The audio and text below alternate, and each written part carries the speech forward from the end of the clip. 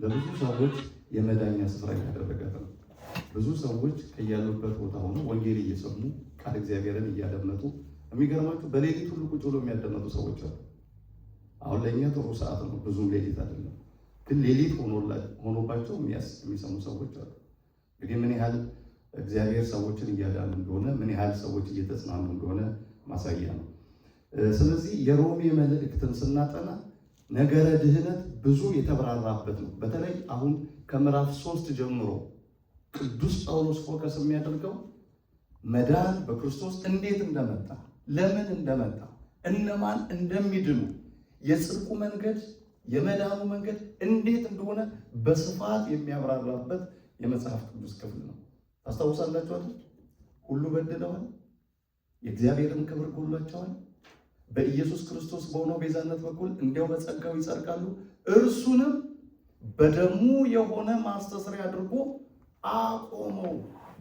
ምን ማለት ነው? በደሙ የሆነ ማስተስሪያ አድርጎ አቆመው። ቆመ ማለት ነው ማለት ነው። ሕያው መዳኛ አድርጎ አስቀረው። ሁሉ በድለዋል የሚለው እነማንን ነው? አይሁድንም አሕዛብንም። የቀረ የለም፣ ሁሉ በድለዋል። ሕግ ያላቸውም በኦሪት ስርዓት ውስጥ ያልፋሉ ተብለው የተጠበቁትም ይጸድቃሉ ተብሎ ሙሴና ነቢያት የተላኩላቸውም እነሱም ሆኑ ጣዖት እያመለኩ ለባህሪያቸው የማይስማማውን ኃጢአት ሲሰሩ የነበሩ ግሪካውያን፣ ሮማውያን፣ አሕዛብ እነሱ ሁሉም በድለዋል። አንድስ እንኳን ጻድቅ የለም እስኪባል ድረስ። ነገር ግን እግዚአብሔር ሁሉ ስለበደሉ የራሳቸው ጉዳይ አላላቸው። የጽድቅ መንገድ የሆነውን ቤዛ የሚሆናቸውን ልጁ ክርስቶስን መላኩን ሲገልጽ ቅዱስ ጳውሎስ ነገር ግን በኢየሱስ ክርስቶስ በሆነው ቤዛነት በኩል በሞቱ በስቅለቱ በክርስቶስ ሁሉ ይጸድቃሉ እያለ ቅዱስ ጳውሎስ የሚገልጽበት አሰባል። ከዛ በፊት ግን ወደዚህ ወደ ጥልቁ ወደ ነገረ ድህነት ሐሳብ ከመሄዱ በፊት ግን አይሁድንም አሕዛብንም ዜሮ ሲያደርጋቸው ነው የምንመለከተው።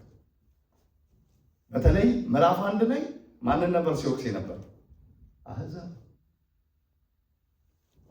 ለምን በተፈጥሯዊ ሕግ እንኳን መመራት ስትችሉ እንዴት ወንድ ከወንድ ጋር ሴት ከሴት ጋር ይረክሳል? ዓይን እያላቸው የማያዩ፣ ጆሮ እያላቸው የማይሰሙ፣ በአፍንጫቸው የሕይወት እስትንፋስ የሌለ ግዑዛን ፍጥረታትን እንዴት ስታመልኩ ኖራችሁ እያለ ሕግ ባይሰጣቸውም ሙሴ ከነሱ ዘንድ ባይሆንም ነቢያት ከነሱ ዘንድ ባይወጡም በሕገ ተፈጥሮ በሕገ ልቦና እግዚአብሔር በሰጣቸው ኮንሺየስነስ ይህ ንቃተ ሕሊናቸው ከእንስሳት ስለሚለያቸው በዚህ እግዚአብሔርን ተመራምራችሁ ለምን አላመለካችሁም? ስህተተኞች ናችሁ እያለ አሕዛብን እና አባቶቻቸውን ሲወቅስ እንመለከታለን። ምንም እንኳን ቅዱስ ጳውሎስ ይሄ የሮሜ መልእክትን የጻፈው ወደ ክርስትና ለገቡት ሰዎች ቢሆንም ከአሕዛብነትና ከይሁዲ ወደ ክርስትና ለመጡ ሰዎች ቢጽፈውም እግረ መንገዱ ግን የመጡበት መንገድ የኖሩበት መንገድ ስህተት እንደነበር ይገልጽላቸዋል።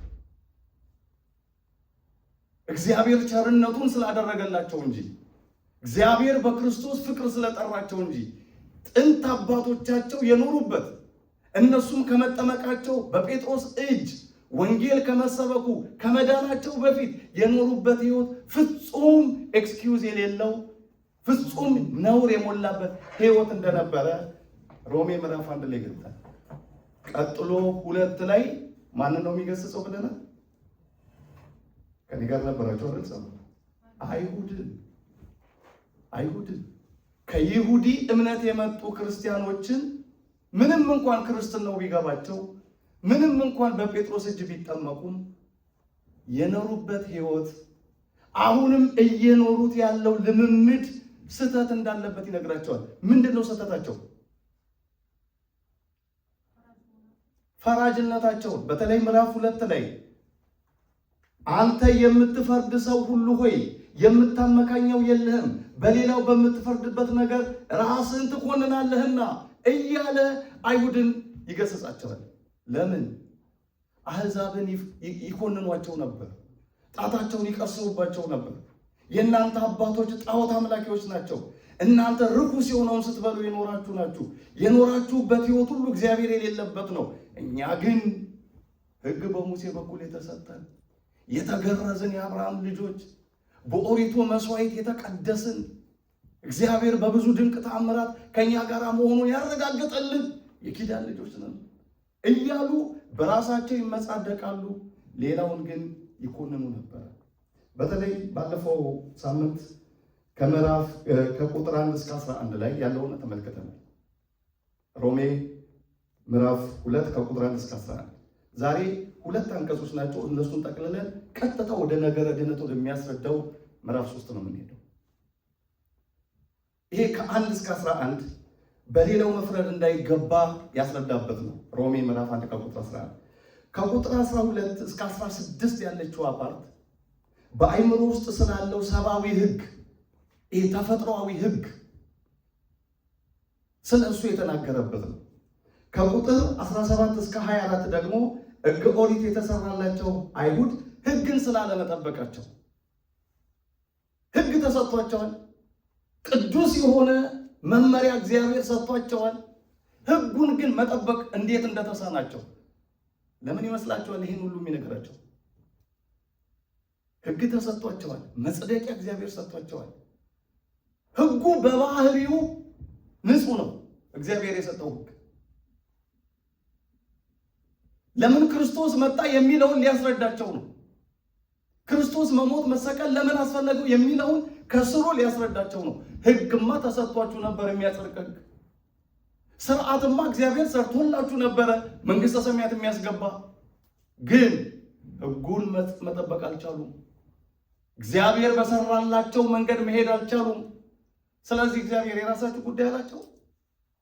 ሕጉን መጠበቅ ስላልቻላችሁ ጠፍታችሁ ቅሩ አለ አላለም። ሌላ ደግሞ የጽድቅ መንገድ እግዚአብሔር አመጣ። ሌላ ደግሞ ሰዎች የሚድኑበትን መንገድ ወደ ዓለም ላከ። እሱም ማን ነው? አንድያ ልጁ ክርስቶስ ኢየሱስን። በቃ እሱን እመኑ። መዳናችሁ ሕግ በመጠበቅ ሳይሆን በጸጋ ይሁንላችሁ፣ እንዲሁ ያለ ዋጋ በእናንተ ድካም ሳይሆን ክርስቶስ በሚደክመው ድካም እንድትጸድቁ ብሎ እግዚአብሔር አንድ ልጁን መስጠት ጀመረ። ይህንን እንዲቀበሉት ነው የሕግ ድክመታቸውን ማስረዳት ግድ የሆነበት። ያለፈ ሕይወታቸው ስህተት እንደነበረበት ማሳየት የነበረበት በኋላ የመጣላቸው ነገር አቅለው እንዳያዩት ነው። ዛሬ ብዙ ሰው አለ ቀሎ ስለመጣ አቅልለው የሚያዩት። ራሱን ዝቅ አድርጎ የባሪያን መልክ ይዞ እስከ መስቀል ሞት ድረስ እስከ መታዘዝ ድረስ ራሱን አዋርዶ ስለመጣ ዛሬም በክርስቶስ መዳን ተራ ነገር የሆነባቸው አሉ። እነማ ሙስሊሞች። የመርየም ልጅ አልመሲህ ኢሳ ተራ ነብይ ነው አላሉትም? ኢየሱስ ክርስቶስ አልተሰቀለም፣ የተሰቀለው ይሁዳ ነው አላሉ? አላህ የእሱን መልክ አስመስሎ ለሌላ ሰው ሰጥቶ እንጂ እሱ አልሞተም፣ አልተሰቀለም፣ በክርስቶስ መዳን የለም አላሉም? ዛሬ ሲራብ ስላዩት፣ ሲጠማ ስላዩት፣ እርጥብ ግንድ ተሸክሞ ሄደ ተብሎ ስለተሰበከላቸው አልቀለለባቸው? በዚህማ መዳን አይቻልም ብለው በክርስቶስ አላላገጡ? አይሁድ እንደዛ እንዳይሆኑ ነው ጳውሎስ እግዚአብሔር ያዘጋጃላቸውን የጽድቅ መንገድ ባለመጠበቃቸው ሌላ የጽድቅ መንገድ ልጁ መስጠቱን አቅልለው እንዳያዩት፣ ይሄ የልጁ ጉዳይ በእግዚአብሔር ዘንድ ያለ ትልቅ አጀንዳ መሆኑን እንዲረዱት ነው ጳውሎስ በምጥ ተይዞ የሚጽፍላቸው። ሁል ጊዜ እነግራችኋለሁ፣ የክርስቶስ ጉዳይ በእግዚአብሔር ዘንድ ሰማይና ምድርን ከመዘርጋት የበለጠ ትልቅ አጀንዳ ነው ለእግዚአብሔር። እግዚአብሔር ባህርን መፍጠሩ፣ ውቅያኖስን መፍጠሩ፣ ፀሐይና ጨረቃን በቃሉ መፍጠሩ ለሱ ምንም አይደለም። የሰው ልጆችንና እንስሳትን እግዚአብሔር ድንቅ በሆነ ክህሎቱ መፍጠሩ፣ ማዘጋጀቱ ይሄ ለእግዚአብሔር ምንም አይደለም። የእግዚአብሔር ትልቁ ጉዳይ በልጁ ዓለም እንዲድን ከዘላለም ዘመናት በፊት በእርሱ ዘንድ ማዘጋጀቱ ነው። ክርስቶስን ወደ ዓለም ከመላኩ በፊት እግዚአብሔር ትልቅ አጀንዳ አድርጎ የልጁን ጉዳይ ለዓለም አዘጋጅቶታል። ዓለም ሳይፈጠር ሰማይ ሳይዘረጋ የየብስም ፊት ሳይታይ ከዘላለም ዘመናት በፊት ጸጋ በክርስቶስ ኢየሱስ ተሰጠን። አሁን በጌታችን በኢየሱስ ክርስቶስ መገለጥ ታይቷል። ሁለተኛ ጢሞቴዎስ 1:9 ይሄ ትልቅ አጀንዳ አይሁድ እንዳይቀልባቸው፣ ይሄ ትልቅ የእግዚአብሔር መለኮታዊ እቅድ እንደ ተራ ነገር እንዳይቆጥሩት፣ አባቶቻቸው እንደሰቀሉት ክርስቶስን ወንበዴ ነው ብለው ደሙን እንዳፈሰሱት እርጥብ ግንድ እንዳሸከሙት ዛሬ እነሱም በሕሊናቸው እንደ ተራ ወንበዴ ክርስቶስን እንዳይመለከቱት፣ እንደ ተራ ሽፍታ ዛሬም ሕሊናቸው ኢየሱስን እንዳያስብ የእግዚአብሔር ትልቅ ዓላማ መሆኑን እንዲረዱ ነው ቅዱስ ጳውሎስ ያለፈ ድክመታቸውን ሲገልጽላቸው የምንመለከተው። እስቲ ከቁጥር 12 ጀምሮ እናነብ እስከ ተወሰነ ድረስ ሁለተኛውን የምንመለከተው ዘይት ከዛ ጀምሮ ነው። ምዕራፍ 2 ከቁጥር 12 ላይ ያለ ሕግ ኃጢአት ያደረጉ ሁሉ ያለ ሕግ ደግሞ ይጠፋሉ። ሕግ ሳላቸው ኃጢአት ያደረጉ ሁሉ በሕግ ይፈረድባቸዋል። በእግዚአብሔር ፊት ሕግን የሚያደርጉት ይጸድቃሉ እንጂ ሕግን የሚሰሙ ጻድቃን አይደሉም። ማንን ነው? በእግዚአብሔር ፊት ሕግን የሚያደርጉት እንጂ ሕግን የሚሰሙት አይጸድቁም። አይሁድ ሆይ የአብርሃም ልጆች ነን በማለታቸው፣ በሙሴ በኩል ሕግ ተሰጥቶናል በማለታቸው ግን ሕጉን ባለመጠበቃቸው በእናንተ ዘንድ በዚህ ሥርዓት ማለፋችሁን ጽድቅ አይደለም። በዚህ ምክንያት አሕዛብን መኮነናችሁ ትክክል አይደለም። ምክንያቱም ምዕራፍ 3 ላይ ሄድ ስንሄድ የምናየው ፓርት አለ። ከእንግዲህ የአይሁዳዊ ብልጫው ምንድን ነው ደግሞ ይላቸዋል። እኔ አይሁዳዊ ነኝ ማለታችሁ ምንድን ነው ከአሕዛብ የተሻላችሁት? ሕግ ተሰጥቷችሁ ካልሰራችሁበት በሚያጸድቀው ቅዱስ በሆነው ከእግዚአብሔር በተገኘው በዚህ መልካም ስርዓት ተመላልሳችሁ መኖር ካልቻላችሁ ከአሕዛብ ምንድን ነው የሚለያችሁ? ሕግ ከሌላቸው ሲጀመር ነቢያትና ሙሴ ካልተላኩላቸው ከአሕዛብ እናንተ ማትለዩ የሚል የወቃሳ ቃል ነው የሚነግራቸው። እዚህ ላይ ልብ በሉ። በእግዚአብሔር ፊት ሕግን የሚያደርጉ ይጸድቃሉ እንጂ ሕግን የሚሰሙ ጻድቃን አይደሉም። ይህ ሕግ የሚለው ኦሪቱን ነው። የኦሪቱን ሕግ ቢያደርጉት ቢሰሩት ጽድቅ ይሆንላቸው ነበር። ስላልሰሩበት ግን ሊጸድቁ አልቻሉም። ብዙ ጊዜ ወገኖች በክርስትና ሕይወትም ቢሆን እኔ ክርስቲያን ነኝ ማለቱ ብቻ ጽድቅ ነው እንዴ? እኔ ኦርቶዶክሳዊ ነኝ በማለታችን ብቻ የእግዚአብሔር መንግስት እንገባለን? ጌታ ምንድን ነው ያለው?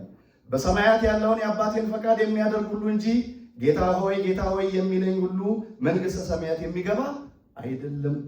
ማቴዎስ 13:19 ጌታ ሆይ ስላለ ማንም የእግዚአብሔር መንግስት አይወርስም። አይሁድም እንዲሁ ናቸው። ሕግ አለን። ባለፈው ጊዜ ነግሬያቸዋለሁ። ልብሳቸው ላይ ሳይቀር ነበር ሕጉን የሚጽፉት።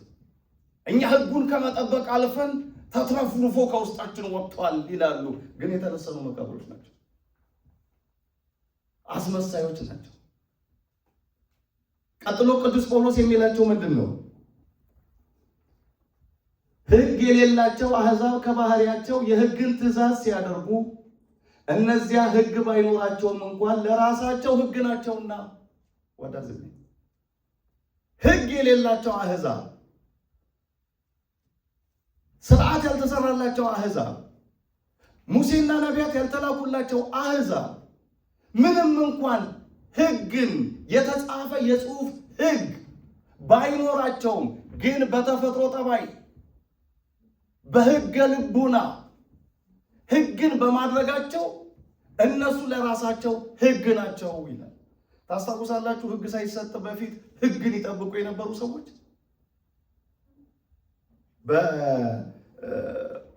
ይሄ ዘጸአት ላይ ነው ሕግ መምጣቱ የተነገረው በሙሴ በኩል። ሙሴ ከመምጣቱ በፊት ግን በዚህ ዘፍጥረት ታሪክ ውስጥ ሕግ ሳይመጣ የሕጉን ሕይወት ይኖሩ የነበሩ ሰዎች አሉ። ለምሳሌ አቤልን ማየት እንችላለን። ዘፍጥረት ምዕራፍ 4 ቁጥር 4 ላይ እና ዕብራውያን 11:4 ላይ ታሪኩ ተጽፏል።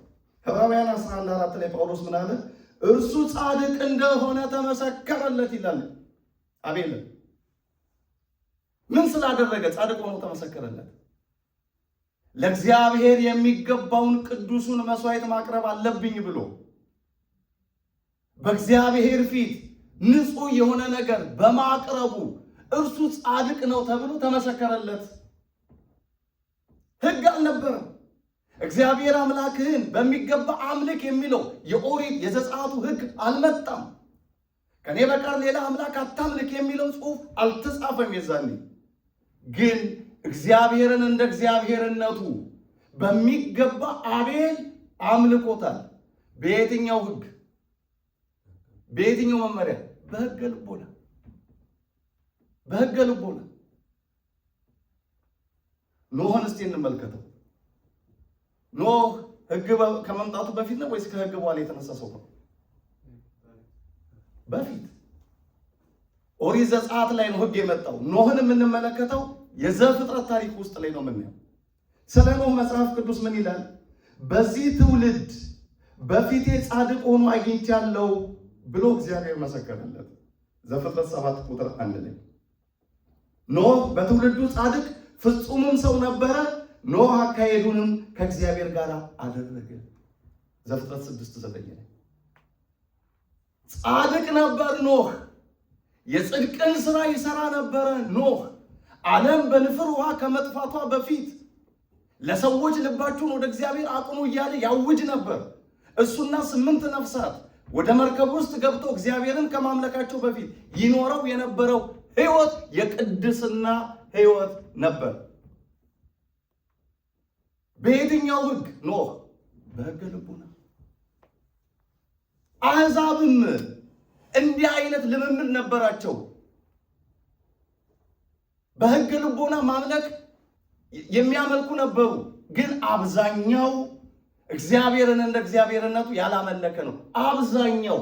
ለዚህ ነው እግዚአብሔር አብዝቶ ሲቀጣቸው የነበረው። በንፍር ውሃ ሲጠፉ የነበሩት፣ በእሳትና በዲን ሲጠፉ የነበሩት ገሞራ ላይ አብዛኞቹ ነውረኞች ስለነበሩ ነው። ግን ሰው በተፈጥሮ ሕግ ነበረው። በተፈጥሮ ለሕግ ተገዥ ሆኖ መኖር ይችል ነበር። አብርሃምን ተመልከቱ። አብርሃም መቼ የነበረ ሰው ነው? ከሕግ በፊት ወይስ ከሕግ በኋላ? ከሕግ በፊት። መጽሐፍ ቅዱስ ግን ስለ አብርሃም ሲናገር ምን ይላል? አብርሃም እግዚአብሔርን አመነ ጽድቅ ሆኖም ተቆጠረለት። ዘፍጥረት 12 ከቁጥር 1 ጀምሮ ስንመለከት እግዚአብሔር አምላክህን ብቻ አምልክ የሚለውን የኦሪት ዘጸአቱን ሕግ አስቀድሞ በሕይወት የተረጎመ ሰው ነው አብርሃም። አምላከ ፀሐይ ተናበበኒ ብሎ ፀሐይን የፈጠርከ አምላክ እባክን ድምፅን አሰማኝ አመልክህ ዘንድ ብሎ እሳት አላመልክም፣ ውሃ አላመልኩም፣ ለድንጋይ አላመልክም ብሎ ፀሐይን ተመልክቶ ከዛ ከፀሐይ በኋላ ፀሐይን የፈጠርከ አምላክ ካለ አናግረኛለን። የዛኔ ነው እግዚአብሔር አብርሃም አብርሃም ፀሐን ቤርከ ወተፈለጠ ማዝማዲከ አብርሃም ወይ አምላክህን የእግዚአብሔር ነኝ፣ ከሀገር ውጣ፣ ከዘመዶች ተለይ፣ ወደማሳየህ ምድር ሂድ፣ የሚባርኩን እባርካለሁ፣ የሚረግሙን እረግማለሁ፣ ለበረከት ሁን አለው ይላል። ከዛም ከከላውዴዎን ወደ ካራን፣ ከካራን ወደ ከነዓን አብርሃም ጉዞ አደረገ። ይህ ሁሉ በሕገ ልቦና የሚሰራ ስራ ነው። የጽሑፍ ሕግ የሚባል አልመጣም። ሙሴ የለም የዛኔ። ስለዚህ ሰው በተፈጥሮ ይህንን እግዚአብሔርን የማክበር የመፍራት ነገር እንዲያስብ አድርጎ ነው እግዚአብሔር ሰውን የፈጠረው። ንግበር ሰብአ በአርአያነ ወበአምሳሊነ ሥላሴ ሰውን በመልካችን እንደ ምሳሌያችን ንፍጠር። እንደ ምሳሌያችን የሚለው አስተዋይ የሆነ ተመራማሪ የሆነ በጥልቅ ማሰብ የሚችል ሁሉን መግዛት መረዳት የሚችል ፍጥረት ልፍጠር ብሎ ነው እግዚአብሔር ሰውን በምሳሌ የፈጠረው። አሕዛብም ይሄ ሕገ ጠባይ ተሰጥቷቸዋል። ይሄ ተፈጥሯዊ ስርዓት እግዚአብሔር ለማንም ሳያዳላ ነው ሰውን ሁሉ የፈጠረው። ግን ጳውሎስ የሚወቅሳቸው አልተጠቀማችሁበትም፣ አልሰራችሁበትም። ለዚህ ነው እግዚአብሔር በልጁ እናንተንም ሊጠራችሁ የፈለገው ነው የሚላቸው።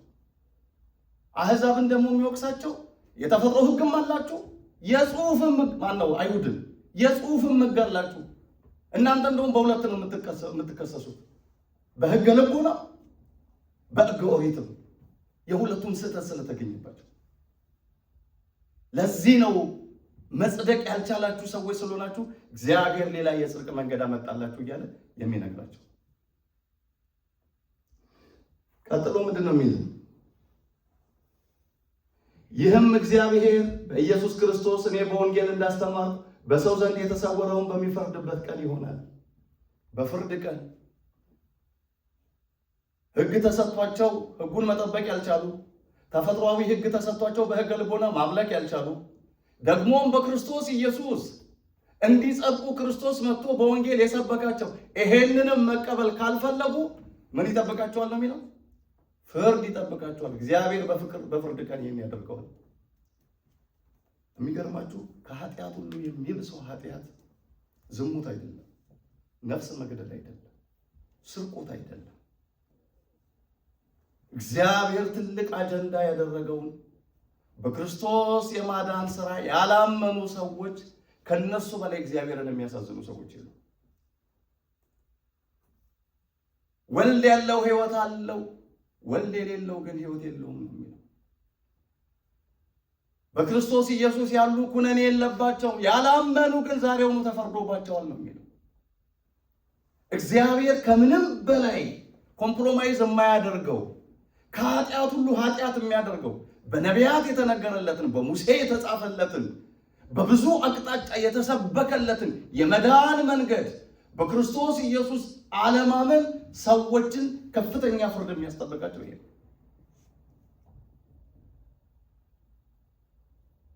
የሚገርማችሁ ከዚህ በፊት ደጋግሜ ነግሬያችኋለሁ። እነ አብርሃም፣ እነ አቤል፣ እነ ኖህ፣ እነ ሙሴ፣ እነ አሮን በሕገ ልቦናም የነበሩ ሰዎች፣ ከሕግ በኋላም የነበሩ ሰዎች መልካም ስራ የሰሩ ሰዎች ነበሩ። ግን የክርስቶስ ፍቅር ይሄ በጸጋው እግዚአብሔር ለዓለም ራሱን የገለጠበት የማዳን ነገር ውስጣቸውን ስላልያዛቸው ከሕግ በታች እንጂ ከጸጋው በታች ስላልነበሩ ብዙዎቹ እንደገና ከጽድቅ በኋላ ወደ ኃጢአት ወድቀዋል። አብርሃም እግዚአብሔርን አመነ ጽድቅም ሆኖ ተቆጠረለት ተብሎ የተነገረለት ሰው ነበረ ዘፍጥረት 12 ላይ። ከዛ በኋላ ያለው ታሪኩን ስንመለከተው ግን ደግሞ ያሳዝናል። ጻድቅ ሰው ነው፣ ንጹህ ሰው ነው። እንደገና መልሶ ውስጡን የሚይዘው መለኮታዊ ፍቅር፣ የክርስቶስ ደም፣ የመስቀሉ ጩኸት በውስጡ እያቃጨለ ከኃጢአት ሊለየው ስላልቻለ በተለያየ ውድቀት ውስጥ ሲወድቅ እናየዋለን። ኖህንም እንደዛው። ኖህ አካሄዱን ከእግዚአብሔር ጋር አደረገ ብሎ ቅድም እንዳነበብኳለችሁ በዘመኑ ጻድቅ ሰው ነበር ተብሎ ቢነገርለትም ከዚህ በኋላ ደግሞ ዘፍጥረት 9 ላይ ኖህን ሄደን ስንመለከተው በስካር እግዚአብሔርን ሲያሳዝን እንመለከተዋለን። ሎጥ በሕገ ልቦና እግዚአብሔርን የሚያመልክ ሰው ነበረ። ጻድቅ ፍጹም ሰው ነበረ ሎጥ። ጻድቅ ተብሎ ቢነገርለትም ከተወሰነ ምዕራፍ በኋላ ሄዳችሁ ስታዩት እንደገና ከልጆቹ ጋር በዝሙት ሲወድቅ እናያለን። ሞዓብና አሞንን የሞዓባውያንና የአሞናውያንን አባቶች ከልጆቹ ከገዛ ልጆቹ ከታላቂቱና ከታናሽቱ ሲወልድ እናነባለን። ስለዚህ ከሕገ ልቦናም በሕገ ኦሪትም የነበሩ ሰዎች ጽድቃቸው እንደ መርገም ጨርቅ ተቆጠረባቸው። በሕገ ልቦና ሆነው እንደምንም ተንገዳግደው የሰሩት ጽድቅ እንደ መርገም ጨርቅ ተቆጠረ። ውድቀት ተገኘባቸዋል። ከሕገ ኦሪት በኋላም እንደምንም ታግለው ጽድቅ ቢሰሩም እንደገና መልሰው መውደቅ ጀመሩ። ዳዊትን ተመልከቱ፣ ሰሎሞንን ተመልከቱ። በእግዚአብሔር ፊት እንደ ልቤ የሆነኝን የእሴይን ልጅ አገኘው ብሎ የተመሰከረለት ዳዊት እንደገና ከቤርሳቤህ ጋር ሲወድቅ እናየዋለን። ሰለሞን በብዙ ነውር ሲወድቅ እናያለን። ግን እግዚአብሔር እንደወደቃችሁ ቁሩ ብሏቸዋል። ጠፍታችኋልና አትመለሱ አላቸው? ጽድቃችሁ እንደ መርገም ጨርቅ ተቆጥሯልና በሲኦል ቅሩ አላቸው? አላለም። ከዚህ በፊት ደጋግሜ ነግሬያችኋለሁ። እነዚህ የእግዚአብሔር የሆኑ ሰዎች፣ ጽድቅ የነበራቸው ሰዎች ምንም ከነ ፈርዖን ከነ ሄሮድስ ጋር ሲኦል ቢገቡም የእግዚአብሔር ረድኤት እንደ ዣንጥላ ተጋረዳቸው ነበር። አልነገርኳችሁም? ረድኤተ እግዚአብሔር ጥላ ሆና ተከለላቸው ነበር። ሌላውን የሲኦል እሳት ሲያስጨንቀው፣ ትሉ የማያንቀላፋ እሳቱ የማይጠፋ ያ የሲኦል መከራ ሌላውን ኃጢአተኛ ሰው ሲያስጨንቀው፣ እነዚህ ትንሽ የጽድቅ ሕይወት የነበራቸውን ሰዎች ግን እግዚአብሔር በረድኤት ከትሉም ከጨለማው ከመከራውም ይጋርዳቸው ነበር። ይህን በጣም ጠንቅቃችሁ ማወቅ አለባችሁ። በምሳሌ የነገርኳችሁ አንድ ነገር አለ። ሁለት ሰዎች በዝናብ ውስጥ ቢሄዱ አንደኛው ዣንጥላ ይይዛል፣ አንደኛው ለዣንጥላ ይሄዳል። ዝናቡ የሚያበሰብሰው ማንን ነው? ዣንጥላ ያልያዘውን ሰው። ዣንጥላ የያዘው ከዶፉም ከበረዶውም ከዝናቡም ይጣላል። ይሄ ዣንጥላ ልክ እንደ ረድኤተ እግዚአብሔር በሲኦል ውስጥ ቅዱሳንን ይጋርዳቸው ነበር፣ ይከልላቸው ነበር። ታስታውሳላችሁ? አብርሃም በሲኦል ውስጥ እያለ እባክህን አልዓዛርን ላክልኝና ምላሴ ላይ ውሃ ጠባ አድርጎ ከቃጠሎ ያቀዝቅዘኝ ብሎ ነዌ የሚባል ባለሀብት በምድር ላይ እያለ አልዓዛር የሚባለውን ድሃ ሲገፋ የነበረ ሰው፣ ሁለቱም አንድ ላይ ሲሞቱ አልዓዛር ምስኪኑ በአብርሃም እቅፍ ነበር፣ ነነዌ ግን በእሳት ይቃጠል ነበር። እዛው አንድ ላይ ቦታ ስለሆኑ እባክህን በእቅፍ ያለውን አልዓዛርን ላክልኝ ተቃጠልኩኝ ሲል ነዌ ባለሀብቱ አብርሃም ምንድን ነው ያለው? በእኛና በእናንተ መካከል ታላቅ ገደል አለ። ገደል እኮ ይሄ ጭው ያለ ገደል አይደለም። ረድኤተ እግዚአብሔር እነሱን ጋርዷቸዋል፣ ከእሳቱ ከጨለማው ከትሉ። እነዛ ግን እየተሰቃዩ ነው። ይሄ ልዩነት መሃላችን አለ ሲለው ግን እግዚአብሔር እነዚህን ሁሉ በልጁ በክርስቶስ ኢየሱስ ሞት በዕለተ ዓርብ ሄዶ ሰላምን ሰብኮላቸው ከጨለማ ወደሚደነቅ ብርሃን አውጥቷቸዋል። አንደኛ ጴጥሮስ ምዕራፍ 3 ላይ ስንመለከት እሱም በአካለ ነፍስ ሄዶ በሲኦል ለነበሩት ሰላምን ሰበከላቸው ይላል ክርስቶስ። በዕለተ ዓርብ በመስቀል ላይ ሲቃትት አባ ሐስረይ ሎሙ እስመ በዘ ኢያምሩ ይገብሩ የሚያደርጉትን አያውቁምና ይቅር በላቸው ሲል ለጊዜው ለአይሁድ ነው፣ ፍጻሜው በእርሱ ለሚያምኑ ነው። ደግሞ ምስጢሩ ባለፈ ሕይወታቸው እግዚአብሔርን ለበደሉ ግን እያመኑት ለኖሩ እነሱን ሁሉ ይቅር በላቸው ነው። በምን እናውቃለን?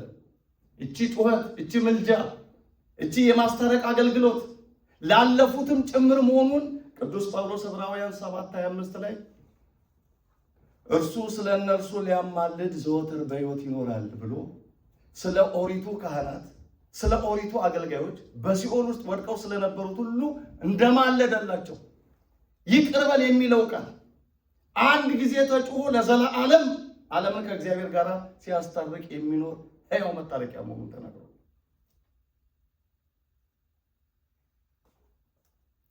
ለምንድን ነው የቅዱሳን ምልጃ ያስፈልገታል? ጻድቃን ሰማዕታትን አማሉኝ የምንለው ለምንድን ነው?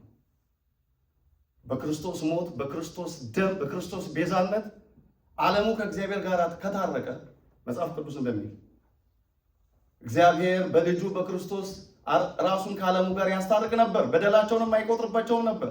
አሁንም የማስታረቅ ቃል በእኛ ላይ አኖረ እንዳለ ሁለተኛ ቆሮንቶስ 5:16 ላይ በክርስቶስ ዓለም ከእግዚአብሔር ጋር ከታረቀ ደሙ ደግሞ ሕያው የኃጢአት ማንጫ ከሆነ ለምንድን ነው ቅዱሳንን አማሉኝ የምንለው? ታውቃላችሁ አይደለ? ወደሙ ለኢየሱስ ያነጻን እንቁላታዊ ነው። የኢየሱስ ክርስቶስ ደም ከኃጢአት ሁሉ ያነጻል ተብሎ ተጽፏል። አንደኛ ዮሐንስ 1:7 ላይ ፕሮቴስታንቶች ቻሌንጅ የሚያደርጉት ኦርቶዶክሳውያን በዚህ ነው። ለምንድን ነው ታዲያ ቅዱሳንን አማሉኝ የምትሉት? ክርስቶስ አንድ ጊዜ ሞቶልናል፣ ይሄ የፈሰሰው ደም ለዘላለም ነው ይላል። እዚህ ላይ በጣም ተጠንቀቁ። የቅዱሳን ምልጃ ያስፈለገን ከመስቀሉ ጥላ ስር ስንርቅ፣ የሞተልንን ጌታ በድፍረት ኃጢአት ስናሳዝን፣ የደሙን ዋጋ በኃጢአትና በነውር ስናክፋፋ፣ የዛን ጊዜ ቅዱሳንን በምልጃችሁ እርዱኝ፣ አግዙኝ እንላለን። አዳኙ እሱ ነው፣ አጽዳቂው ግን እሱ ነው። መንገዱ ግን እሱ ነው። በሩ ግን እሱ ነው። እኔ መንገድም እውነትም ሕይወትም ነኝ፣ በእኔ በቀር ወደ አብ የሚመጣ ማንም የለም ነው ያለው። እኔ በሩ ነኝ፣ በእኔ የሚገባ በእኔ የሚሰማራ ይገባል ይወጣልም ነው ያለው። ቅዱሳን ግን የሚያስፈልጉን ከዚህ አዳኝ ጌታ እንዲያስታርቁን። ለዚህ ነው እኮ ሰአሊ ለነ ቅድስት ቅድስቶ ይለምኝልን ወደማ ወደ ልጇ ጻድቃን ሰማዕታት አማልዱኝ፣ እርዱኝ፣ አስታርቁኝ ከማ ከሞተልኝ ጌታ ከኢየሱስ ክርስቶስ። እርሱ ነው ሊያጸድቀኝም ሊኮንነኝም የሚችለው። ፈራጁ እሱ ነው። ወደ ሲኦልም ወደ ገነትም የማስገባት ስልጣን ያለው እርሱ ነው። የሲኦልና የመቃብር ቁልፍ ያለው እርሱ ነው። ሲመጣ ለፍርድ በግርማ ሞገስ መለኮት በክበበ ትስብእት የሚገለጠው ፈራጁ እሱ ነው። እናንተ ርጉማን ከኔ ወግዱ፣ እናንተ ብሩካን ወደ እኔ ኑ የሚለው ፈራጁ እርሱ ኢየሱስ ነው። ስለዚህ የቅዱሳን ምልጃ ያስፈልገን የሞተልንን ጌታ የደማልንን ጌታ የተከፈለልንን የቤዛነት ሥራ በኃጢአትና በነውር ስናክፋፋ ስለምንኖር ነው የቅዱሳን ምልጃ ያስፈልገን። እኔ ኃጢአት ሳልሰራ ኖሬያለሁ የሚል ሰው ካለ ይሞክረው፣ ያገኘውን ምላሽ ምሕረትና ይቅርታ ይደረግ ይሆን? በቅዱሳን ጸሎት መደገፍ ከንስሐ እንደ አንዱ መንገድ ነው፣ ፓኬጅ ነው። ወደ እግዚአብሔር ስንመለስ ማረኝ ይቅር በለኝ ስንል ንስሐ ስንገባ ጾም አለ፣ ጸሎት አለ፣ ስግደት አለ። በቅዱሳን ጸሎት መደገፍ ይሄ ከንስሐ ፓኬጅ ውስጥ አንዱ ነው። ያዕቆብ ምንድን ያለ? የጻድቅ ሰው ጸሎት በስራዋ እጅግ ኃይል ታደርጋለች። ያዕቆብ 5:16 የጻድቅ ሰው ጸሎት ከክርስቶስ ጋር እንድንታረቅ ወደ አዳኛችን እንድንቀርብ ምሕረትና ይቅርታ እንዲደረግልን በኋላም በደሙ በኩል አንድ ጊዜ በተፈጸመልን የቤዛነት ሥራ ወደ እግዚአብሔር መንግሥት እንድንገባ እንሆናለን። በዚህ የተነሳ ነው። እንቀጥል ምዕራፉን። አንተ ግን አይሁዳዊ ብትባል ይላል ቁጥር 17 ላይ አንተ ግን አይሁዳዊ ብትባል በሕግም ብትደገፍ በእግዚአብሔርም ብትመካ ፈቃዱንም ብታውቅ ከሕግም ተምረህ የሚሻለውን ፈትነህ ብትወድ በሕግም የእውቀትና የእውነት መልክ ስላለህ የዕውሮች መሪ በጨለማም ላሉ ብርሃን የሰነፎችም አስተማሪ የሕፃናትን መምህር እንደሆንክ በራስህ ብትታመን እንግዲህ አንተ ሌላውን የምታስተምር ራስን አታስተምርምን? ማንን ነው የሚወቅሰው? መልሱልኝ። ማንን ነው በዚህ ቃል የሚወቅሰው? አይሁድን፣ ሕግ አለኝ የሚሉትን ግን ሕጉን መፈጸም የተሳናቸው፣ የአብርሃም ልጆች ነን የሚሉትን በተግባር ግን አሕዛብን የመሰሉትን እነሱን ነው። አትስረቅ ብለህ የምትሰብክ ትሰርቃለህን? አታመንዝር የምትል ታመነዝራለህን? ጣዖትን የምትጸየፍ ቤተ መቅደስን ትዘርፋለህን? በሕግ የምትመካ ሕግን በመተላለፍ እግዚአብሔርን ታሳፍራለህን? በእናንተ ሰበብ የእግዚአብሔር ስም በአሕዛብ መካከል ይሰደባልና ተብሎ እንደተጻፈ ይላል። ይህ ሁሉ ወቀሳ ለአይሁድ ነው። ለምንድን ነው እንደሚወቅሳቸው? ቅድም የነገርኳችሁን እንዳትረሱ። ሕግ አለኝ ብለህ አትስረቅ፣ አትግደል የሚለውን ትእዛዝ ተቀብያለሁ በጽላት ላይ ተጽፎ ተሰጥቶናል ብለህ ይህንን ግን መፈጸም ያቃተህ አንተ በሌላው ላይ የመፍረድ ስልጣን አለህ? የለህም። የሚፈርደው እግዚአብሔር ነው። በዚህ መጽደቅ ስላልቻልክ ግን እግዚአብሔር ሌላ መንገድ አዘጋጀልህ፣ እሱን ተቀበል ነው። ይሄ የመጣልህን ሌላ የጽድቅ መንገድ ባትቀበል በክርስቶስ ማመንን ፍርድ ይጠብቅሃል። ጳውሎስ በምጥ የሚነግራቸው ያለፈ ታሪካቸውን የሚያስታውሳቸው የመጣላቸውን በረከት እንዳያክፋፉ ነው። ልብ በሉ። ሕግ የሌላቸው አሕዛብ ከባህሪያቸው የሕግ ትእዛዝ ሲያደርጉ እነዚያ ሕግ ባይኖራቸውም እንኳ ለራሳቸው ሕግ ናቸው ብሎ ነበር የነገራቸው። ከባህሪያቸው በተፈጥሮ ጠባይ በሕገ ልቦና ቢሰሩ ለራሳቸው ሕግ ናቸው። አንተ ግን ሕግ እያለህ አትስረቅ እያልክ እየሰበክ ትሰርቃለህ፣ አታመንዝር ትላለህ፣ ታመነዝራለህ፣ ጣዖትን ትጸየፋለህ፣ ቤተ መቅደሱን ግን ታረክሳለህ። ቤት ነው አንተ የምትሰርቀው እያለ አይሁድን እየወቀሳቸው ነው። አሁን ማይንዳቸውን ብሬን ዋሽ እያደረጋቸው ነው፣ እያጠባቸው ነው። ብልሹ አመለካከታቸውን የኖሩበትን ህይወት እየነገራቸው ነው። ከዛ ለምን ሊያዘጋጃቸው ነው? ለምዕራፍ 3 ሊያዘጋጃቸው ነው። የአይሁዳዊ ብልጫው ታዲያ ምንድን ነው? መጽደቅ ካልቻልክ ካለ በኋላ እንግዲያውስ ሁሎቹ በደላችኋል፣ የእግዚአብሔርን ክብር ጎድላችኋል፣ እግዚአብሔር ያዘጋጀላችሁ በኢየሱስ ክርስቶስ ቤዛነት እንድታምኑ ነው ብሎ ሊሰጣቸው። ከዚህ በኋላ መሟገት አይችሉም። ነግሯቸዋል ማንነታቸውን፣ ባኪስትሪያቸውን አስታውሷቸዋል። መጽደቅ እንዳልቻሉ በራሳቸው ባዶነታቸውን ነግሯቸዋል። ያላቸው አማራጭ የአዲስ ኪዳኑን የጽድቅ ህይወት መቀበል ነው። ይሄ ነው የእግዚአብሔር አጀንዳ። ይሄ ነው የእግዚአብሔር ትልቅ ዓላማ። ሐዋርያትን በጸጋ መንፈስ ቅዱስ የሞላበት ትልቁ ዓላማ ይሄንን መለኮታዊ እቅድ ወደ ሰው ልብ ውስጥ በሚገባ እንዲያደርሱ ነው። ወንጌል ክርስቶስን መስበክ ነው። የሚያሳርፈው ክርስቶስ ነው። ሰዎችን ከጨለማ ከውድቀት የሚያነሳው ክርስቶስ ሲሰበክ ነው። ታስታውሳላችሁ አይደል? ሮሜ ምዕራፍ 1 ላይ ስንጀምር ወንጌል ስለ ልጁ ስለ ኢየሱስ ክርስቶስ ነው የሚለው። እናንተም አሁን ያደራ ቃል የምንነግራችሁ በደረሳችሁበት ቦታ ሁሉ ክርስቶስን መስበክ ነው ለሰዎች። መዳን፣ መጽደቅ፣ ማረፍ የሚችሉት ሰዎች የክርስቶስን ፍቅር ስትነግሯቸው ነው። መዳን በእርሱ መሆኑን ስታውጁላቸው ነው። ለጓደኞቻችሁ ንገሩ፣ ለቤተሰቦቻችሁ መስክሩ። በብዙ ውድቀት ውስጥ ያሉ አትላንታ ውስጥ ብዙ ክርስቲያኖች አሉ፣ ክርስቶስ ሊሰበክላቸው የሚያስፈልጋቸው። ፈታችሁ አምጡ፣ ለክርስቶስ ያስፈልጉታል። ማንንም አትጸየፉ። በገባችሁ መጠን፣ በተረዳችሁት ቋንቋ፣ በተግባባችሁበት ሌቭል ለሰዎች ክርስቶስን ስበኩ። የእግዚአብሔር አጀንዳ እሱ ነው። ሰዎችንም የሚያሳርፋቸው እሱ ነው። መላኩ ክርስቶስ ሲወለድ ምንድን ነው ያለው? ለሕዝቡ ሁሉ የሚሆን ታላቅ የምስራች እነግራችኋለሁ፣ ዛሬ በዳዊት ከተማ መድኃኒት እርሱም ክርስቶስ የሆነ ጌታ ተወልዶላችኋል ይላል። ኢየሱስ ክርስቶስ ነው የዓለም ምስራች። ኢየሱስ ክርስቶስ ነው ለዓለም ሁሉ እረፍት። በውድ ልጁም ያለው ጳውሎስ እንዲያው እንደ ጸጋው ባለጠግነቱ እንደ ባለጠግነቱ መጠን በደሙ የተደረገ ቤዛነታችንን አገኘ። በውድ ልጁ። ውድ ነው ክርስቶስ፣ ውድ ነው። አምሳዬ የሌለው ምትክ የሌለው እስከ መስቀል ሞት ድረስ እሺ ብሎ የታዘዘ ውድ ነው ክርስቶስ ለአባቱም ለኛም። በውድ ልጁም እንዲያው እቺ እንዲያው የምትለው ቃል ይገርማቸዋል። ጳውሎስ ይወዳታል፣ ይደጋግማታል። እንዲያው እንደ ባለጸግነቱ መጠን በደሙ የተደረገ ቤዛነታችሁን አገኛችሁ። እንዲያው ነው የዳን ነው ያለ ዋጋ።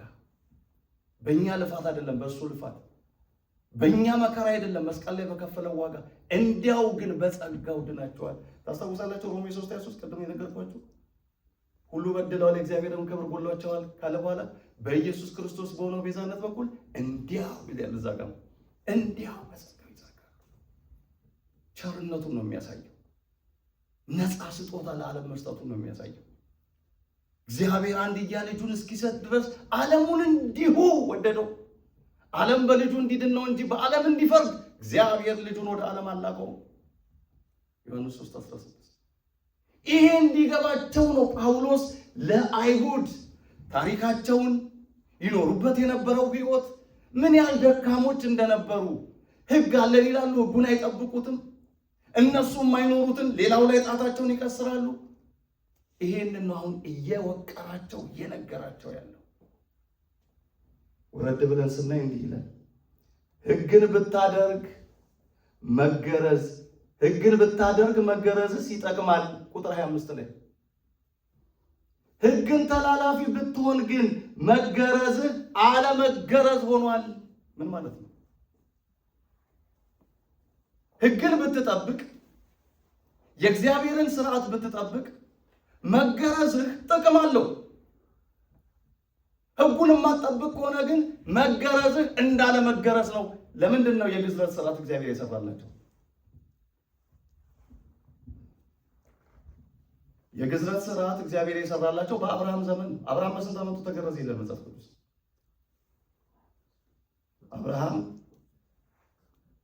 በስንት ዓመቱ ተገረዘ? በ99 ዓመቱ። ኦሪት ዘፍጥረት ምዕራፍ 17 ከቁጥር 1 ጀምሮ አንቡ። ከዛ በኋላ እግዚአብሔር ምን አለ?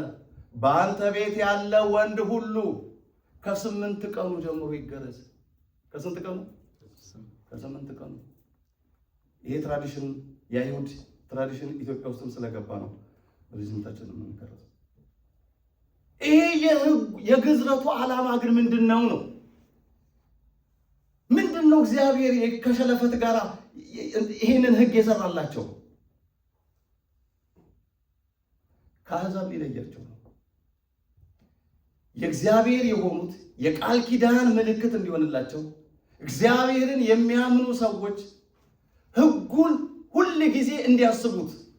ለምሳሌ እጃችሁ ላይ ላስቲክ አስራችሁ ያቺን ለምልክት ጠዋት አደረጋላችሁ ጣታችሁ የሆነ ነገር ለማስታወስ፣ ወይም እጃችሁ ላይ የሆነ ነገር ትጽፋላችሁ። በኋላ ሲሄድ ይህን ነገር አደርጋለሁ እንዳረሰው ብለን እጃችን ላይ ብዙ ጊዜ ምልክት ምናምን እናደርጋለን። ያን ምልክት ስትመለከቱ ትዝ የሚላችሁ ነገር አለ። እሰራለሁ ያላችሁት አመጣለሁ ወይ እገዛለሁ ብላችሁ ባይምሯችሁ ያቀዳችሁት ነገር አለ። ያቺ ምልክት ያቺን ነገር ለማድረግ ማስታወሻችሁ። የመገረዙም ዓላማ ይሄ ነው። ከአሕዛብ ተለይታችሁ እናንተ የተገረዝነን ስለዚህ ጣዖት አላመልክም እንድትሉ፣ የተገረዝነን ስለዚህ ለጣዖት የተሰዋውን አልበላም እንዲሉ፣ የተገረዝነን ስለዚህ በርኩሰትና በዝሙት አንሄድም ብለው በሙሴ በኩል የተሰጣቸውን 10ቱ ትእዛዛት ሁሌ በሕሊናቸው እንዲጠብቁ፣ አትስረቅ፣ አትግደል፣ አታመንዝር፣ የባልንጀራህን ንብረት አትመኝ፣ በሐሰት አትመስክር፣ ከኔ በቀር ሌላ አምላክ አታምልክ፣ የሰንበትን ቀን ትቀድሰው ዘንድ አስብ የሚሉትን ሌሎችንም የመስዋዕት ስርዓቶች ለጽድቅ እግዚአብሔር ይሆናቸዋል ብሎ የሰራላቸውን ሁሉ እንዲያስቡ ግዝረትን ሰጣቸው። እኔ የተገረዝኩት እኮ ይህን እንዳደርግ ነው እንዲሉ፣ እኔ የተገረዝኩት እኮ ይህን እንድሰራ ነው እያሉ ከእግዚአብሔር ጋር ያላቸውን አታችመንት አጠንክረው እንዲሄዱ ግዝረት ተሰራላቸው። ታዲያ ቅዱስ ጳውሎስ ምንድን ነው የሚላቸው? ሕጉን የማትጠብቅ ከሆነ ግን መገረዝህ እንደምንድን ነው? እንዳለ መገረዝ ነው። ምንም ቫልዩለስ ነው።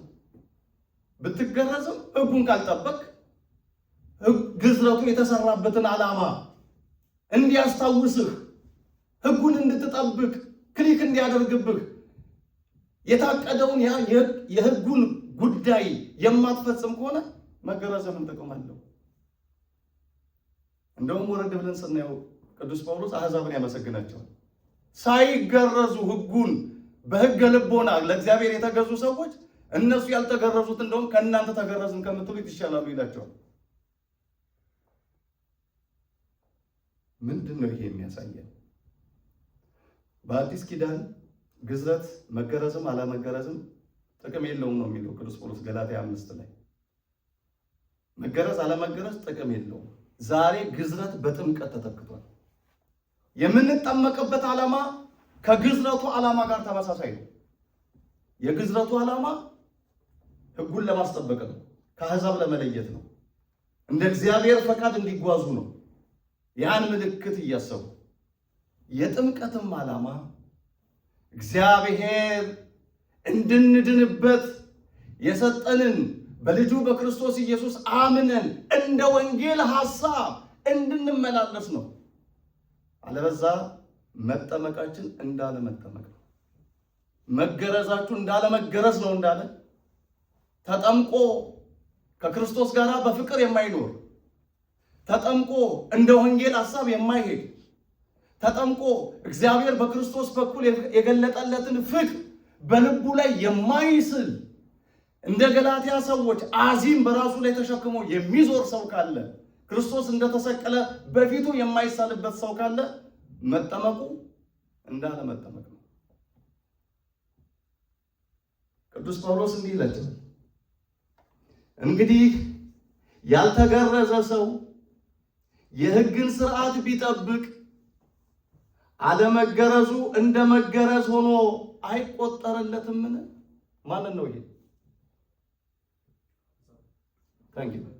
እደግመዋለሁ። እንግዲህ ያልተገረዘ ሰው አሕዛብ፣ ግሪካዊው፣ ሮማዊው፣ ከአይሁድ ማህበረሰብ ውጪ የሆነው የአብርሃም ልጅ ነኝ የማይለው ያልተገረዘ ሰው የሕግን ስርዓት ቢጠብቅ፣ ይሄ አትግደል አታመንዝር የሚለውን ቢጠብቅ አለመገረዙ እንደ መገረዝ አይቆጠርለትም? ባይገረዝም ሕጉን እየጠበቀ ነው። ከፍጥረቱም ያልተገረዘ ሕግን የሚፈጽም ሰው የሕግ መጽሐፍና መገረዝ ሳለ ሕግን በምትላለፈው በአንተ ይፈርድብሃል። ምን ማለት ነው? ይሄ ያልተገረዘው የሕግ መጽሐፍ የሌለው አንተ ግን ሕግ መጽሐፍ አለኝ ከምትለው ተገርዣለሁ ብለህ ሕጉን ከማትጠብቀው እሱ ተሽሎ ከተገኘ ይፈርድብሃል። ምን እያሉ ነው ይፈርዱባቸው? የተስፋውን ቃል ያልተቀበላችሁ እግዚአብሔር ለእናንተ ያዘጋጀውን መጽደቂያ በአግባቡ ያልተወጣችሁ እያሉ ይፈርዱባቸዋል። የተስፋውን ቃል ግን እነሱ ተቀበሉት። የተስፋው ቃል ማን ነው? የተስፋው ቃል ማን ነው? ክርስቶስ ኢየሱስ። ይሄ የተስፋ ቃል በሚገርም ሁኔታ መጽሐፍ ቅዱስ ላይ በስፋት ተጽፏል። የሐዋርያት ሥራ ምዕራፍ 2 ቁጥር 39 ላይ የተስፋው ቃል ለእናንተና ለልጆቻችሁ ጌታ አምላካችሁንም ወደ እርሱ ለሚጠራችሁ በሩቅ ላሉ ሁሉ ነውና። የተስፋው ቃል ነው። ከመካከልህ ነቢይ ያስነሳልሃለሁ ያለው የተስፋ ቃል፣ ነቢያት ትንቢት የተናገሩለት ድንግል ትጸንሳለች፣ ወንድ ልጅ ትወልዳለች፣ ስሙን አማኑኤል ብላ ትጠራዋለች ብለው የተናገሩት የተስፋ ቃል፣ መድኃኒት ከጽዮን ይወጣል ከያዕቆብም ኃጢአትን ያስወግዳል ተብሎ የተነገረለት ክርስቶስ የተስፋ ቃል፣ ሕፃን ተወለደልን ወንድ ልጅ ተሰጠን አለቅነትን በጫንቃው ላይ ነው፣ ስሙም ድንቅ መካር፣ ኃያል አምላክ፣ የሰላም አለቃ፣ የዘላለም አባት ተብሎ ይጠራል ተብሎ የተስፋ ቃል የተነገረለት። ይህንን ባለመቀበላችሁ አሕዛብ ይፈርዱባችኋል። እነሱ ግን ተሰበከላቸው የተስፋውን ቃል ክርስቶስን ተቀበሉት። እናንተ ግን ባለመቀበላችሁ ተገርዣለሁ ብትሉ ሕግ አዋቂ ነን ብትሉ ይፈረድባችኋል። ዓላማው ምንድን ነው የዚህ መልእክት? አሁን በኮመን ሴንስ እናንተም ተረዱት። ቅዱስ ጳውሎስን አሁን መጽሐፍ ቅዱስ እናጠና እንዲህ ነው፣ ክሪቲካል እንድታስቡ ነው። አሕዛብ ይፈርዱባችኋል እያላቸው ነው። የተስፋውን ቃል ክርስቶስን የማይቀበል በክርስቶስ መዳንና ጽድቅ ሕይወት ይገኛል የሚለውን ይሄንን እውነታ የማይቀበል የፍርድ ሰው ነው። እግዚአብሔር ትልቅ አጀንዳው ነዋ ልጁ ለዓለም ያዘጋጀው የጽድቅ ሕይወት ነዋ። ይሄንን የማያምን የፍርድ ሰው ነው። ወረድ ብሎ ቅዱስ ጳውሎስ እንዲህ ይላቸዋል ከቁጥር 28 ላይ በግልጥ አይሁዳዊ የሆነ አይሁዳዊ አይደለምና፣ በግልጥ በሥጋ የሚደረግ መገረዝም መገረዝ አይደለምና፣ ዳሩ ግን በስውር አይሁዳዊ የሆነ አይሁዳዊ ነው። መገረዝም በመንፈስ የሚደረግ የልብ መገረዝ ነው እንጂ በመጽሐፍ አይደለም። ምን ማለት ነው? ደግመን እንየው። ቁጥር 28 በግልጥ አይሁዳዊ የሆነ አይሁዳዊ አይደለም። ሁለት ፍቺ ነው ያለው። አንደኛ አይሁዳዊ ተብሎ የሚጠራ ግን ሕጉን የማይጠብቅ የአብርሃም ልጅ ነኝ የሚል በሙሴ በኩል ሕግ ተሰጥቶኛል የሚል ሕጉን የማይጠብቅ ለስሙ አይሁዳዊ ነው፣ ግን አይሁዳዊ አይደለም። አይሁዳዊ የእግዚአብሔር ሕዝብ ማለት ነው። የአብርሃም ዘር ማለት ነው። ሕግ የተሰራለት ሕዝብ ማለት ነው። ያን የማይጠብቅ ከሆነ አይሁዳዊ አይደለም። አንደኛው ይሄ ነው።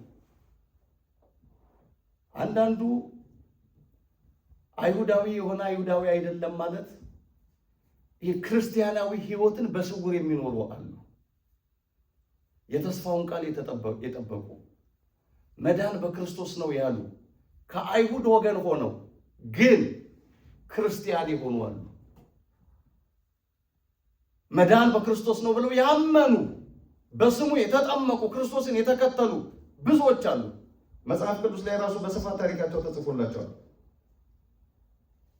ሙሴ በሕግ መጽሐፍ ነቢያትም ስለ እርሱ የተጻፉለትን የናዝሬቱን ኢየሱስን አግኝተነዋል የሚሉ እንደ ፊልጶስ ዮሐንስ ወንጌል ምዕራፍ 1 ቁጥር 45 ላይ የሙሴን ሕግ የነቢያት መጽሐፍ እየጠቀሱ ክርስቶስን አምነነዋል የሚሉ እንደ ፊልጶስ ያሉ ሌሎችም ነበሩ፣ የተስፋውን ቃል በእምነት የተቀበሉ።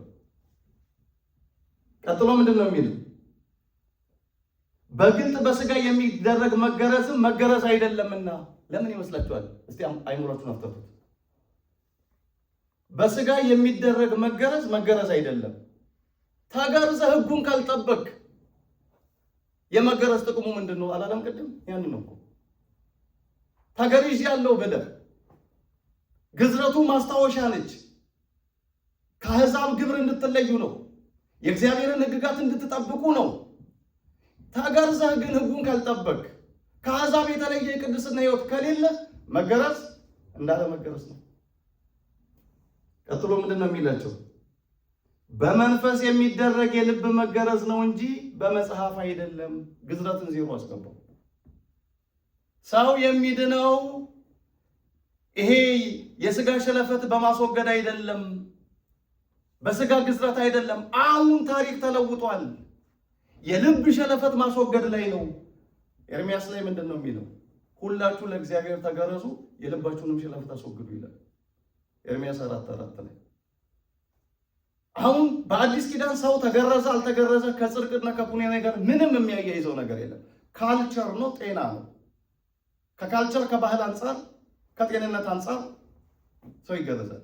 ከጽድቅ ጋር ከሕግ ጋር የሚያያዝ ነገር አይደለም። ለዚህ ነው ቅድም እንደነገርኳችሁ ገላትያ ምዕራፍ 5 ቁጥር 6 ላይ መገረዝ ወይም አለመገረዝ አይጠቅምም ይላል በግልጽ ቋንቋ ጳውሎስ።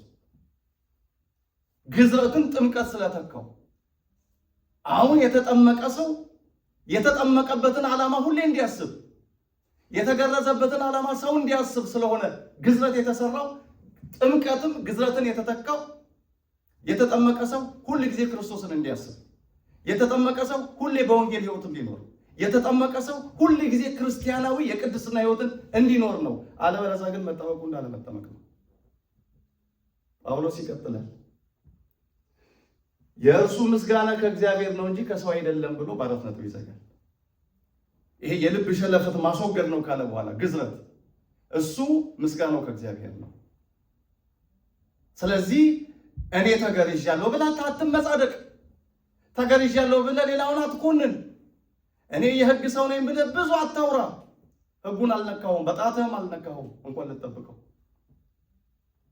ከዛ በኋላ ነው ቅዱስ ጳውሎስ ወረድ ይልና የአይሁዳዊ ብልጫው ታዲያ ምንድን ነው? ምዕራፍ 3 ላይ ግቡ። ስንት ነው? 8:50 ዝም ብለን እናነባ እንዳንቀጽ። እንግዲህ የአይሁዳዊ ብልጫው ምንድን ነው? ወይስ የመገረዝ ጥቅሙ ምንድን ነው? በሁሉ ነገር ብዙ ነው። አስቀድሞ የእግዚአብሔር ቃላት አደራ ተሰጣችሁ። ታዲያ ምንድን ነው? የማያምኑ ቢኖሩ አለማመናቸው የእግዚአብሔርን ታማኝነት ያስቀራልን? እዚህ ላይ አንድ ነገር ላስታውሳችሁና ለሳምንት ቀጠሮ እንይዛለን። የአይሁዳዊ ብልጫው ምንድን ነው ይላቸዋል ጳውሎስ። እየወቀሳቸው ከአሕዛብ የሚበልጡባቸው 5 ነገሮች ተሰጥተዋቸው ነበር። ግን ይሄ የተሰጣቸው ቫልዩ ዋጋ ቢስ አድርገውታል። የመጀመሪያው አይሁድ ከአሕዛብ የሚበልጡት የአብርሃም ልጆች መባላቸው። ዘፍጥረት 12:3 ላይ የሚባርኩህን እባርካለሁ፣ የሚረግሙህን እረግማለሁ፣ የምድር ነገዶች ሁሉ ባንተ ይባረካሉ ብሎታል። የአብርሃም ልጆች ናቸው እነሱ። ሳምንት በተለይ ብዙ ጥቅሶች ስላሉ እያብራራ እናየዋለን። አንደኛው የአብርሃም ልጆች መሆናቸው ትልቅ የአይሁዳውያን ብልጫቸው ይሄ ነው ከአሕዛብ ይልቅ። ሁለተኛው ሕዝበ እግዚአብሔር ተብለው ተጠርተዋል። ራሱ እግዚአብሔር ሕዝቤን ልቀቅ እያለ ከፈርዖን ጋር ተሟግቶላቸዋል። የእግዚአብሔር ሕዝብ የመባል ትልቅ ክብር ተሰጥቷቸዋል። አሕዛብ ግን አላገኙትም። ሶስተኛ በእግዚአብሔር ጣት የተዘጋጀ ሕገ ኦሪት ተሰጥቷቸዋል። ሊጠብቁት ግን አልቻሉም። አሕዛብ አልተሰጣቸውም። አራተኛው ለአሕዛብ ያላደረገውን ድንቅ መለኮታዊ ተአምር በእነሱ መካከል እግዚአብሔር ሲገልጥ ነበር። አምስተኛውና የመጨረሻው እግዚአብሔር ጠላቶቻቸውን ሕዝብና አሕዛብ እያየ ፊት ለፊት ይዋጋላቸው ነበር። ይሄ ነው የአይሁዳዊ ብልጫ። በዚህ ሁሉ ነገር ብልጫ ነበራቸው፣ ግን ይሄ ሁሉ ለጽድቅ ሊያመጣቸው አልቻለም። አመፀኞች ነበሩ። አሁን እዚህ ምዕራፍ 3 ላይ አመፃቸውን ነው የሚገልጠው። በዚህ ሁሉ ነገር በልጠው እያለ በዚህ ሁሉ የላቀ ማንነት ተሰጥቷቸው እያለ መጽደቂያ መንገድም እግዚአብሔር አዘጋጅቶላቸው ሳለ እነሱ ግን አመፀኞች ነበሩ፣ ለእግዚአብሔር የማይመቹ ነበሩ። ስለዚህ ይልና ከቁጥር 20 ላይ ጀምሮ ነገረ ድህነት ይጀምራል። ወደ ማን ያመጣቸዋል? በቃ ወደ ክርስቶስ። ያላቸው አማራጭ ይሄ ነው። እንደነገርኳችሁ እያለ እንዳይሟገቱት ታሪካቸውን፣ ሕይወታቸውን፣ ውድቀታቸውን ምን ያህል ተሸናፊ ማንነት እንደነበራቸው በደንብ አድርጎ አይሁድንም አሕዛብም ነግሯቸዋል። አሁን ያላቸው አማራጭ እጅ መስጠት ነው ለክርስቶስ። ከምዕራፍ 3 በኋላ በደንብ ነው ነገረ ድህነቱን የሚያብራራላቸው። ምዕራፍ 4፣ ምዕራፍ 5፣ 6 እነዚህን ሁሉ የሚነግራቸው። በተለይ ሮሜ 8:34 ስንገባ ላይ አሁን ነው የሚገባችሁ። የሚያጸድቅ ማን ነው? የሞተውስ ከሙታን ተለይቶ የተነሳው በአብ ቀኝ ያለው ደግሞም ስለኛ የሚማልደው የምትለው ቃል ዛሬ ዓለሙን ግራ የምታጋባው ኢየሱስ ያማልዳል አያማልድም ምናምን የሚለው ከላይ ታሪኩን ስላላየው ነው። ጳውሎስ ይሄንን ሁሉ የመዳን ነገር የሚያስረዳቸው እሺ ካመንስ በኋላ ክርስቶስ እንደሆነ ሞቷል፣ በእሱ አምነን ከተጠመቅን በኋላ ክርስቶስ እንደሆነ በዚህ ምድር ላይ የለም። ማን ነው ዋስትናችን? በሰማይ ታዲያ የሚያጸድቀን ማን ነው የሚል አስተሳሰብ በውስጣቸው እንዳያድር የሚያጸድቅስ ማን ነው? የሚኮንንስ ማን ነው? ይሄ ያዳናችሁ ያልኳችሁ የሞተው ከሙታን ተለይቶ የተነሳው ይልና በምድር የሰራት የእርቅ አገልግሎት ዛሬም በሰማይ እንደምትቀጥል ሊነግራቸው በአብ ቀኝ ሆኖ ዛሬ ስለኛ የሚማልደው ይላቸው። ክርስቶስ እኮ አሁን ፈራጅ ነው፣ በፍርድ ዙፋን ላይ ነው ያለው። መውደቅ መነሳት የለም በክርስቶስ ዘንድ። አሁን ያማልዳል ተብሎ ይቃትታል፣ በመስቀል ላይ እንዳደረገው ያደርጋል ተብሎ የሚጠራ አምላክ አይደለም። ግን በምድር የፈጸማት የማስታረቅ የቤዛነት ስራ ሕያው መሆኗን ሊያሳውቃቸው ክርስቶስ ሞቷል። ታዲያ ወዴት እንሂድ? እሺ እመኑ አልከን። በኦሪታችሁ መጽደቅ አልቻላችሁም አልከን። መዳን የምትችሉት በክርስቶስ ነው አልከን። አሁን ግን ክርስቶስ የለም እና ምን ይውጠናል እንዳይሉ አይዟችሁ፣ ክርስቶስ የሰራት የእርቅ አገልግሎት ዛሬም ሕያው ነች ሊል ነው። ይሄ ስንመጣበት በደንብ ይገባችኋል፣ በደንብ ትረዱታላችሁ። ይህን ያልተረዳ ትውልድ ነው ዛሬ እንደ አረም የመጽሐፍ ቅዱስ ቃል ይመዝና ኢየሱስ ያማልዳል አያማልድም፣ በሰማይ ይወርቃል ይነሳል ወይስ ምን? ለምንድን ነው ጳውሎስ ይሄን ያለው የሚለውን እንኳን አያጠናም። ጳውሎስ ይሄንን ጽንሰ ሐሳብ ማምጣት ያስፈለገበት አጀንዳው ምክንያቱ ምንድን ነው የሚለውን የሚገባው እንደዚህ እያጠናን ስሜት ነው። እግዚአብሔር አምላክ የተማርነው በልቦናችን ያሳድርብን።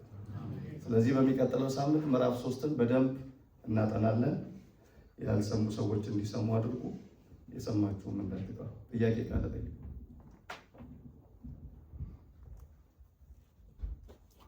እሺ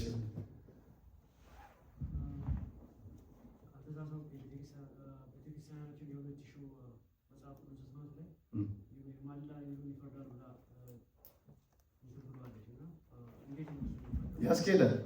ክርስቶስ አሁን ባለበት ሁኔታ ፈረጀ። ክርስቶስ ከባህሪ አባቱ ከአብ ከባህሪውቱ ከመንፈስ ቅዱስ ጋር ሆኖ አሁን ይፈርዳል።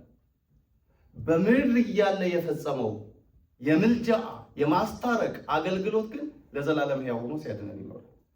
ታስታውሳላችሁ አይደል? ዕብራውያን ምዕራፍ 5 ቁጥር 7 ላይ በሥጋ ወራቱ ከብርቱ ጩኸትና እንባ ጋር ጸሎትና ምልጃን አቀረበ፣ ልጅም ስለመሆኑ ተሰማለት የሚል ቃል አለ። አንድ ጊዜ የጮኻት ለዘላለም። እግዚአብሔር ብዙ ተባዙ ምድርን ሙላት ያለው ስንት ጊዜ ነው? ስንቴ ነው? አንድ ጊዜ ነው። ግን እስከ መቼ ይሰራል ይሄ ቃል? ለዘላለም ይሰራል። ኢሳይያስ ላይ ደግሞ ስለ መተላለፋችን ቆሰለ፣ ስለ በደላችን ደቀቀ፣ በእርሱ ቁስል እኛ ተፈወስን ካለ በኋላ ስለ አመፀኞችም ማለደ ይላል። ኢሳይያስ 53 ቁጥር 12። ይሄ እንግዲህ ክርስቶስ በሥጋ ወራቱ የሰራው በደንብ ጠንቅቃችሁ ተወቁ። እኛ እንደ ፕሮቴስታንት ዛሬ ክርስቶስን ይማልዳል ብለን ይወድቃል ይነሳል የሚል ጽንሰ ሐሳብ የላትም ቤተ ክርስቲያን። ክርስቶስ አሁን ፈራጅ ነው። በመስቀል ላይ የሰራው በሥጋ ወራቱ የፈጸመው የማስታረቅ አገልግሎት፣ ያውም ክርስቶስ የማለደው ፍጡር ሆኖ አይደለም። አዳምን ከእግዚአብሔር ጋር ማስታረቅ የሚችለው ብቸኛው መታረቂያ የእግዚአብሔር ልጅ ብቻ ስለሆነ ነው። ከክርስቶስ ውጪ ይህንን እርቅ መፈጸም የሚችል ጻድቅም ነቢይም ካህንም ስላልነበረ በሰዎች ተተክቶ ክርስቶስ መፈጸም ግድ ስለነበረበት አደረገው እንጂ በባህሪው የሚማለድ ጌታ እንጂ አማላጅ አልነበረም። በሰዎች ቦታ ግን ተገብቶ አደረገው። የቤዛነት ስራ የምንለው ይሄ። ስለዚህ ስንመጣበት በስፋት እናየዋለን። ብቻ ሐሳቡን እንድትረዱት ነው። የሮሜ መልእክት ወዴት እየወሰደን እንደሆነ ድህነታችን፣ ጽድቃችን በክርስቶስ መሆኑ በምድርም በሰማይም ቀጣይነት ያለው የጽድቅ ሕይወት ክርስቶስ ላይ የተንጠለጠለ መሆኑን ሊገልጽ መሆኑን እንድትረዱት። ሌላ ጥያቄ? እሺ። ክርስቶስ ሲኦል ገብቶ ሲያድናቸው በቤተ እግዚአብሔር ያሉትን ብቻ ነው ወይስ ሁሉ? በሲኦል ለነበሩት ሁሉ ሰላምን ሰበከላቸው። ይሄ ነው እኮ እግዚአብሔር ቸር ነው የምንለው። በዚህ መልኩ ያሉትን ሁሉ ነው ያጸደቃቸው። ስለ አመፀኞችም ማለደ የተባለው በአመፃ ስለነበሩ ሰዎች ሮሜ 3 ላይ ስንመጣ ኔክስት ዊክ እናያለን። አመፀኞች ነበራችሁ ይላቸዋል። ሕጉን ባለመጠበቅ እንደ ስርዓቱ ባለመሄድ አመፀኞች ነበራችሁ እያለ አይሁድንም አሕዛብንም ይናገራል ጳውሎስ። ስለ አመፀኞችም ማለደ ደግሞ ይላል ኢሳይያስ ቅድም የጠቀስኩ 53:12 አመፀኞች የተባሉት አሕዛብም አይሁድም፣ ሕግ ያላቸው የሌላቸው ሁሉም አመፀኞች፣ እነዛን ሁሉ ነው ከሲኦል ይዟቸው ይወጣ። ሌላ? እሺ፣ ስለነበረን ጊዜ እግዚአብሔር ስሙ የተመሰገነ ይሁን። የዛሬ ፕሬዘንት አድራጊዎች የተወሰኑ ልጆች አልተመቻቸውም። ቤት ምናምን በመቀየር እቃ ፓክ በማድረግ ብዙ ጊዜ ሆነዋል። ስለዚህ ኔክስት ዊክ ፕሬዘንት ያደርጋሉ። ስለነበረን ጊዜ እግዚአብሔር የተመሰገነ። በክሮ ሰባኪያን መምህር ምህረት አባሰፋ፣ መላከ ሰላም ቀሲስ ኤፍሬም ከበደ በመካከላችን አሉ። የጎደለውን ሞልተው የጠመመውን አቅንተው ልናውቅ ልንረዳ የሚገባንን ነገር ያስተላልፉልናል። ወደ በክሮ ሰባኪያን መምህር ምህረት አባሰፋ